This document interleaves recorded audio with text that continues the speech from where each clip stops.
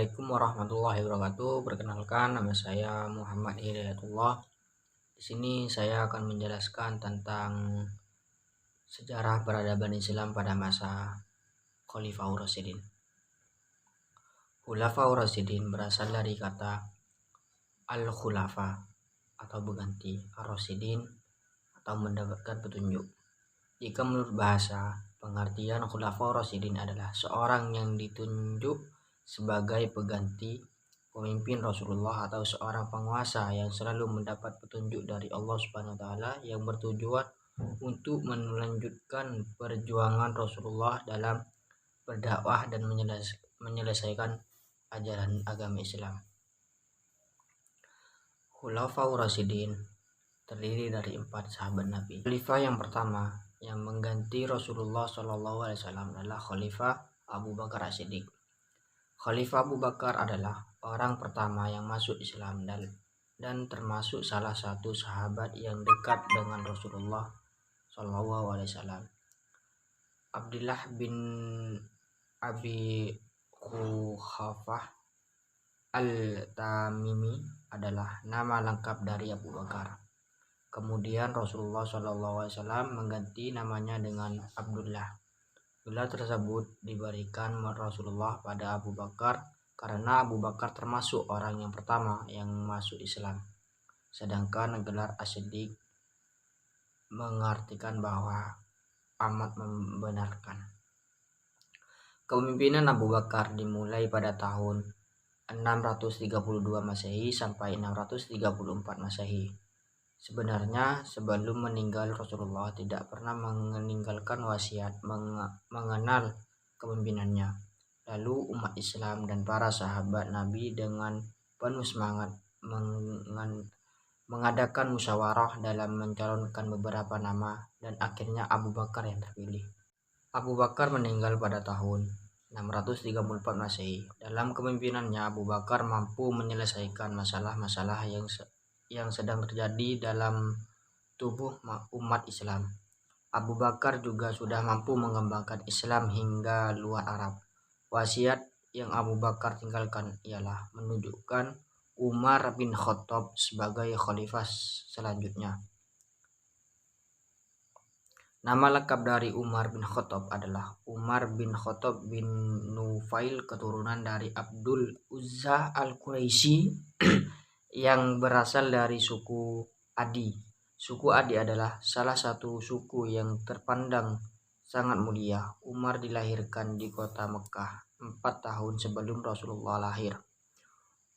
Umar bin Khattab memerintah selama 10 tahun. Umar meninggal dengan sangat tragis, di mana ada seorang budak yang bernama Abu Lulu'ah yang secara tiba-tiba menyerang Umar dengan tikaman pisau tajam ke arah Umar yang sedang melaksanakan sholat subuh.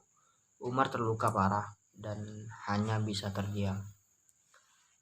Sebelum meninggal, Umar mengangkat surya atau komisi atau pemilih yang akan memilih siapa penerus tongkat khalifah. Selama 3 hari kejadian penikaman tersebut, Khalifah Umar wafat tepat 1 Muharram 23 Hijriah atau 644 Masehi. Setelahnya adalah kepemimpinan Utsman bin Affan, adalah khalifah ketiga. Nama lengkapnya adalah Utsman bin Affan bin Abdil Aish bin Umayyah yang berasal dari suku Quraisy.